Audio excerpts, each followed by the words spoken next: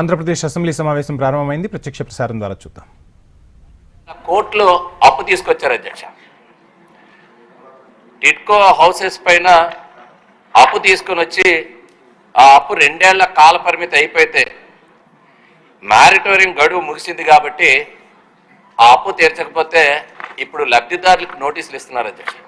నెలకి 3,000 రూపాయలు, ఇంకా ఇల్లు పూర్తవలేదు, గృహప్రవేశాలు జరగలేదు, కానీ వాళ్ళందరికీ కూడా ఈరోజు తాకీదులు ఇస్తూ నోటీసులు ఇచ్చి వాళ్ళందరికీ కూడా ఇప్పుడు వాళ్ళు కట్టకపోతే వాళ్ళు కూడా నాన్ పెర్ఫార్మింగ్ అకౌంట్స్ కింద వాళ్ళు ఎన్పిఎల్గా ఈరోజు సుమారు రాష్ట్రంలో 65,000 మంది ఈరోజు లబ్ధిదారులు ఈరోజు వాళ్ళు రుణం తీర్చలేదని చెప్పి నోటీసులు తాకీదులు అందుకొని వాళ్ళ అకౌంట్స్ని కూడా ఈరోజు వాళ్ళ సిబిల్ స్కోర్ కూడా ఎఫెక్ట్ అయ్యేటట్టుగా మిగిలిన అప్పులు కూడా దక్కే విధంగా ఈరోజు లబ్ధిదారుల్ని మోసం చేసినటువంటి ప్రభుత్వం గత ప్రభుత్వం అధ్యక్ష.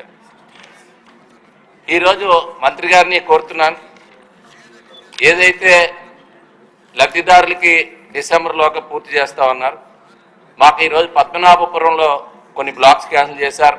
ఇప్పుడు మీరు చెప్పారు అచ్చెన్నాయుడులో కూడా స్థలం ఉంది, అక్కడ కూడా బ్లాక్స్ క్యాన్సిల్ చేశారు.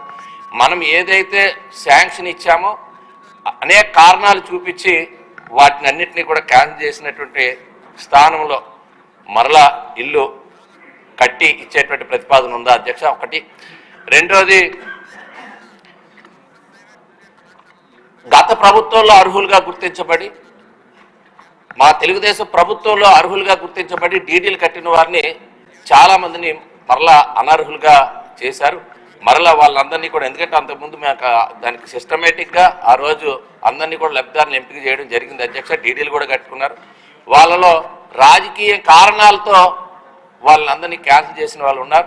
వాళ్ళని మరలా పరిగణలో తీసి లబ్ధిదారులుగా గుర్తించేటువంటి అవకాశం ఉందా అనేటువంటిది పరిశీలించాలి.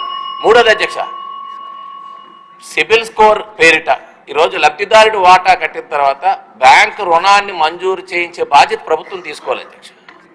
కుంటి సాకుల పేరుతో ఈరోజు బ్యాంకు రుణం మంజూరు కాకపోవటం వల్ల అది కారణంగా చూపించి లబ్ధిదారుని క్యాన్సిల్ చేశారు అధ్యక్ష. దానిపైన ఒక స్పష్టమైనటువంటి ఆదేశాలు ఇవ్వాలి అధ్యక్ష. నాలుగోది అధ్యక్ష, 60 ఏళ్ళు నిండినటువంటి అధ్యక్ష, మీ దగ్గర కూడా ఉంటుంది, మీ నియోజకవర్గంలో కూడా ఇదే సమస్య ఉంటుంది. 60